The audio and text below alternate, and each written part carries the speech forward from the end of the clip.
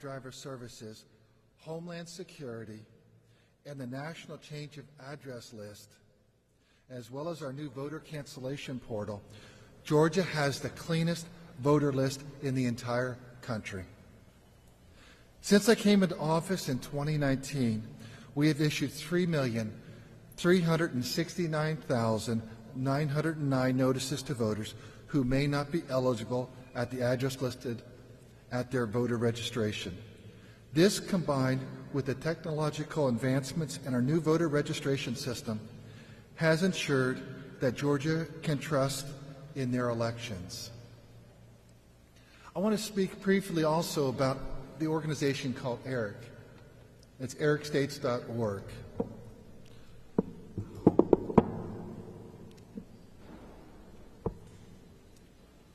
When House Bill 316 was signed into law, it allowed us to go ahead and authorize us to have our new voting system.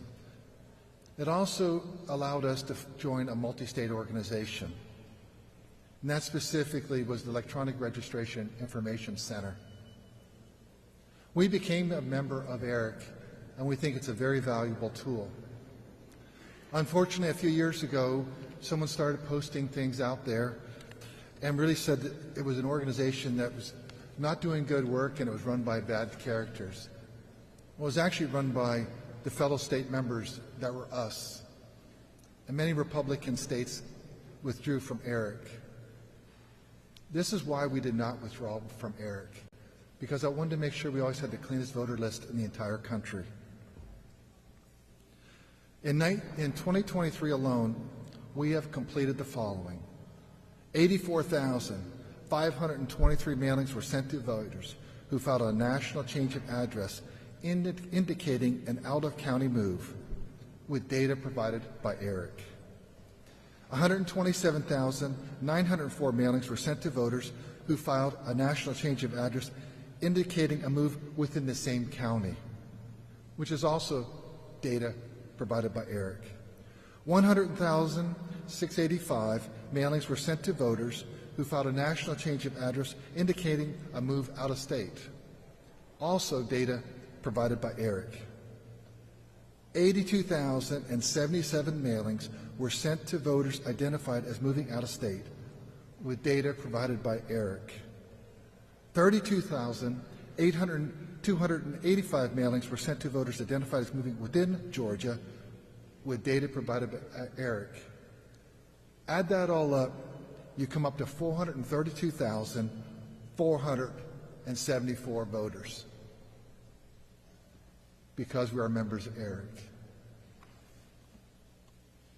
I believe that every state should be a member of ERIC. I wish all 50 states were. It would allow us all to have cleaner, accurate, more up-to-date voter list.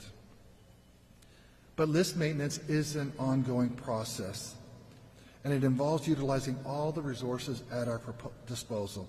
This summer, I instructed my elections division to conduct a comprehensive citizenship audit using our new voter registration system, Jarvis, and cross-referencing our data with all the databases available to our office. That's the second audit in 2 years. This is the most comprehensive citizenship check conducted in the history of Georgia, if not the most comprehensive check ever conducted in the United States of America. Utilizing records from county courts, the Georgia Department of Driver Services, and the U.S. Citizenship and Immigration Services, we were able to conclusively find 20 non-citizens who were on the voter rolls. All 20 of these voter registrations have been canceled, and all of them are being referred to local prosecuting law enforcement. There are 156 people that require additional human investigation, and my office opened a case file into these individuals. Other states that have conducted audits were not able to get to the level of detail that our office achieved with this audit. This is due to Georgia's commitment to cutting-edge technology, as well as our willingness to collaborate with other government agencies to ensure that we have the most up-to-date data. Georgia is a model when it comes to preventing non-citizen voting. We have front-end citizenship verification, where citizenship is verified through the Department of Driver Services or the online voter registration portal. In addition, Georgia is a 100% Real ID compliant state. We conduct continuous list maintenance and require photo ID for all forms of voting. Elections are an ever-changing process, and as more technology becomes available, Georgia election security should grow with it. List maintenance is not a one-time thing. It is an ongoing process with incremental improvement. We need to remain constantly vigilant. I am committed to keeping up with list maintenance activities and will be conducting a comprehensive citizenship audit once a year going forward. Now, in other great news, probably should put some smiles on all of your faces. Georgia is having continuing records every day, it seems, with early voting turnout. As of close of polls yesterday, we have received 1,929,628 ballots. Of those, 1,814,223 are for early voting in person and 115,000 for absentee by mail. With just under 2 weeks until the election, an astounding 26.8% of all active voters have already participated. By lunch, we should cross the incredible hallmark of 2 million voters casting their ballots already. This is proof in Georgia it's easy to vote and hard to cheat. And I do want to let you know that I'm just really proud of our elections team office. And I don't know if you've gone to this spot yet, but I'm going to do that right now. But I want to give a shout out to our team, but also our election data hub. And I don't know if you can see that, but right on there it's going to show you how many people have had their absentee ballots accepted, how many people have turned out for early voting, what that total number is. And you can also look at the percentages of all the counties and actually how many people showed up on each county. I'm just really grateful for the work that our election team has done so far. We know that we're just not even halfway through this process. Grateful for the work of our counties. And I'm going to call up our Chief Operating Officer, Gabriel Sterling, because he has some additional details that we'd like to share with you. Gabriel?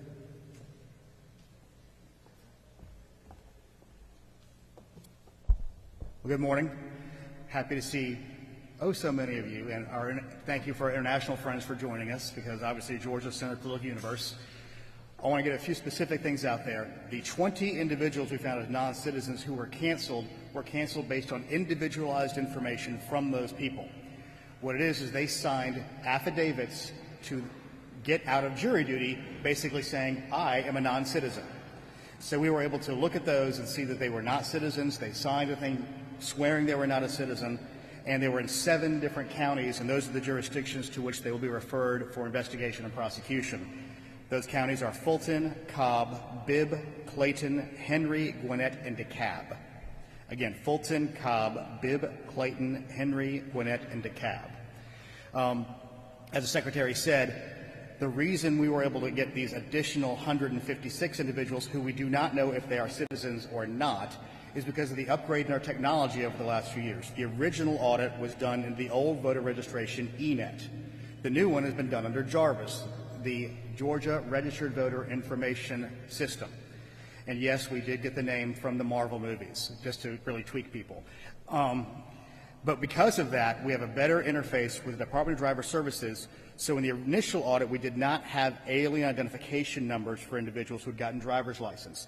Now we were able to send names that were empty on that front that came back as null on citizenship verified to the Department of Driver Services, get those A numbers and bring back, and they still say they don't have proof of citizenship yet.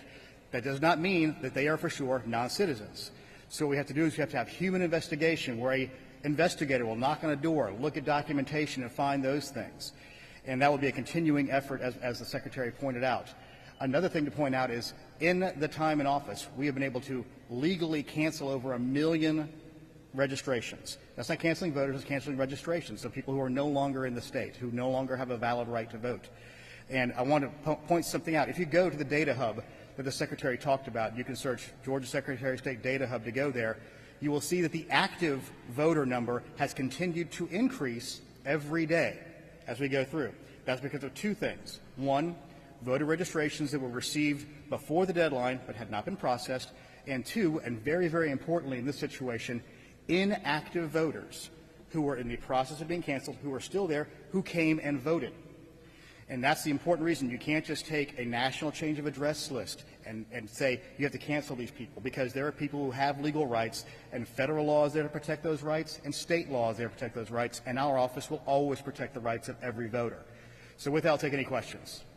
Archa.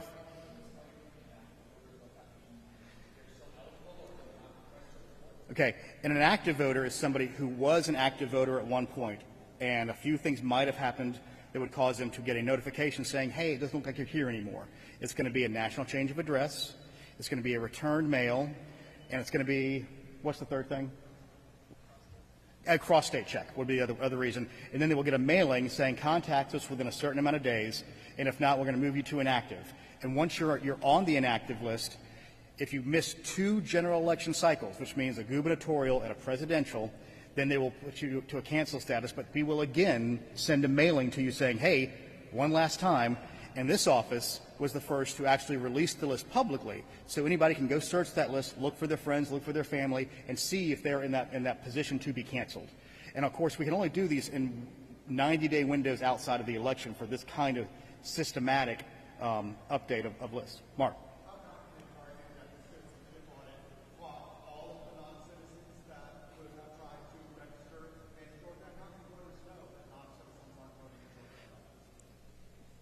This is data, and there are human beings involved in data. There's always a possibility there could be a handful, but there are states around this country that are being lauded for pointing out that they have thousands of non-citizens that they've kept on the list but moved over to this other bucket.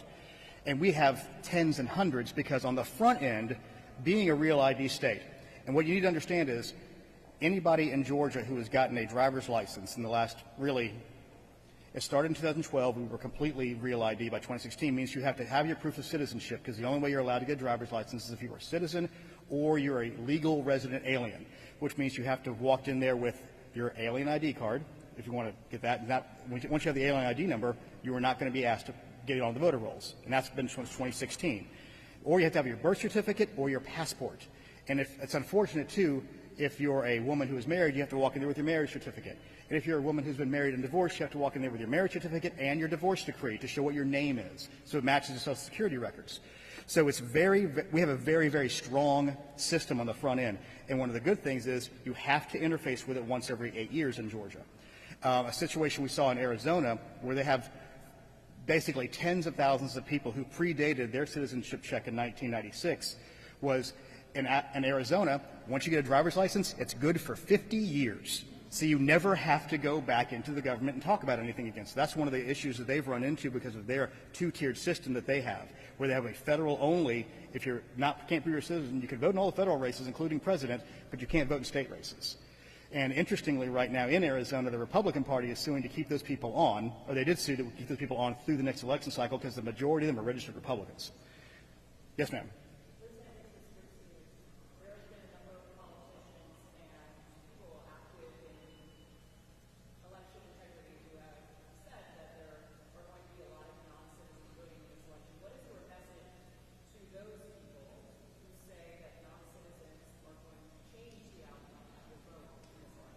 One of the reasons the Secretary ordered this non-citizenship audit is to prove to people that while there are ways that some can potentially get on, it is ceasingly rare, and especially in a state like Georgia that has very good data management. But in every state in this country, an individual has to sign a certificate stating that they are, in fact, a U.S. citizen. This is one of the things that the Secretary has fought for since he was elected in 2019. He and I and Deputy Fuchs went to Washington, D.C. in 2019 and to meet with Congress people who didn't want to talk about this. They need to update the National Voter Registration Act to allow for us to have better citizenship verification in all the states of the union. Because right now the NVRA basically says you can't do it, which is why Arizona has that bizarre 2-tier system. There are federal rules that get in the way of this. There is no proof that there is this overwhelming number of non-citizens on the rolls. Because the reality is, if you're a non-citizen and you're a legal resident and you're on a path to citizenship, if you try to register to vote, you will never get to be a citizen. It is a very high risk, very low reward for one vote thing. There are situations I know in other states where their DMVs are not as good at checking these things, and sometimes they will slip through unintentionally, and that's a bad situation. But in Georgia, I know this, and all across the country, the level of potential is very low. Is it there in every state? Likely, but a small, small amount. But in Georgia, we know we have the best system in America of stopping it on the front end. I do not see that changing the outcome of the election in Georgia, especially since we only identified 20 and they've all been canceled. Yes. Mm-hmm. What it is we will work with our attorneys and our investigative unit to hand over all the evidence we have to the individual county DAs here. Now it's completely up to them to make the prosecutorial decisions. A situation we had where we had double voters, we handed them over, and take as an example in Forsyth County, there were 2 double voters we handed over to them. They saw one, they said, we don't think we have enough to prosecute this one. Then they saw another where they believe they do have enough to prosecute. That is not our decision. That is not our investigator's decision, not our lawyer's decision. It is a local district attorney's decision to make those. Now, the evidence of some of these we think is at a high enough level where they probably should be prosecuted, but that's not our call. We did a press conference on that, and we had a press release on that before. I can get that back to you. I think we told 19 counties. How many double votes do you have, Blake? We'd have to check it and get you that number. But it was, again, a very small number from multiple states. And the only reason we know this is because we are a member of ERIC, the Electronic Registration Information Center, and we compare those data. Yes, ma'am.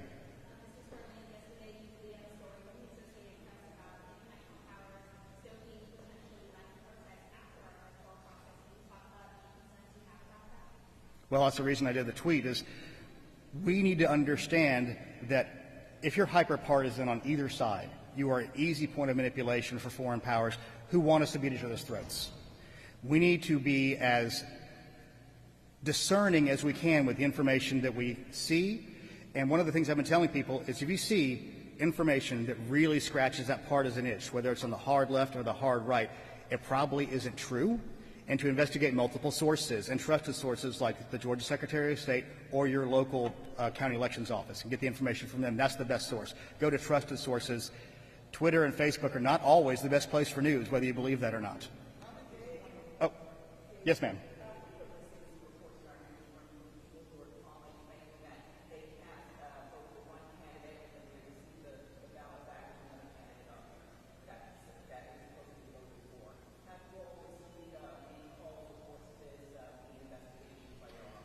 Every county that we've had that discussion in, it has been an individual who said, this isn't who I meant to vote for.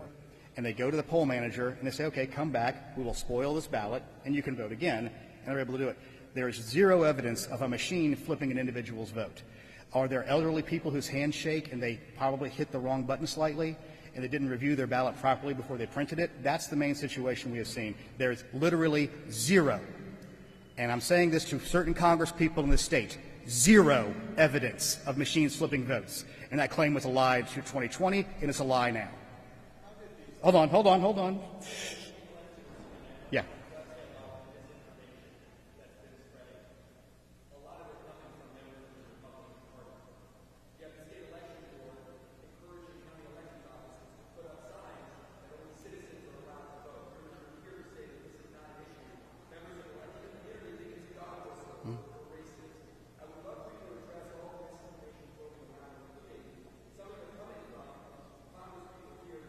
Okay, all. You want to address all the misinformation. You have 2 or 3 days. I mean, that's the situation we have. It's a flood. And that's why I say you have to be discerning about it. But one thing to be clear, this office provided posters. This is in part to help people understand. If you're a non-citizen, it is illegal to vote in this state by state law and by federal law. And there are posters in most of the counties in this state that have that up now to explain that to people. Because for me, it's a very big risk for those who want to be citizens, and they need to understand that. There's misinformation that is unfortunate. And people, the incentives are backwards. And I've said this many times standing here and across the country at different talks. If I say something crazy that gets lots of retweets and lots of likes, I can raise more money. That's the incentive right now.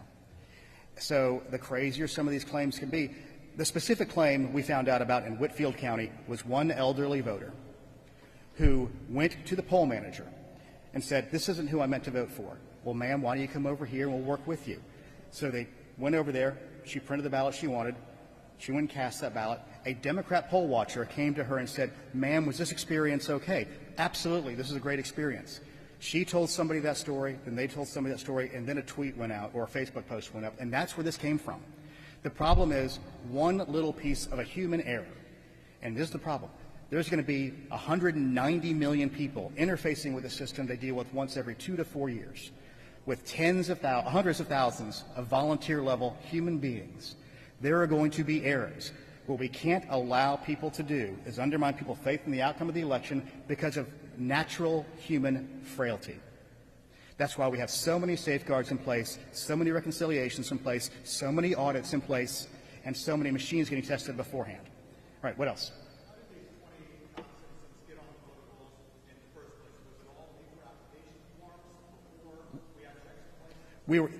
The majority of them we know were definitely before the 2012 time period. We're investigating some of the other ones. They might have been paper, but that's a deeper part of the investigation, although we do know they're on the rolls and they signed the form saying they're not a citizen, so they've been removed. That's something we have to investigate. All right. Thank you all very much and have a great day, and let's break 2 million, get 3 million by the weekend.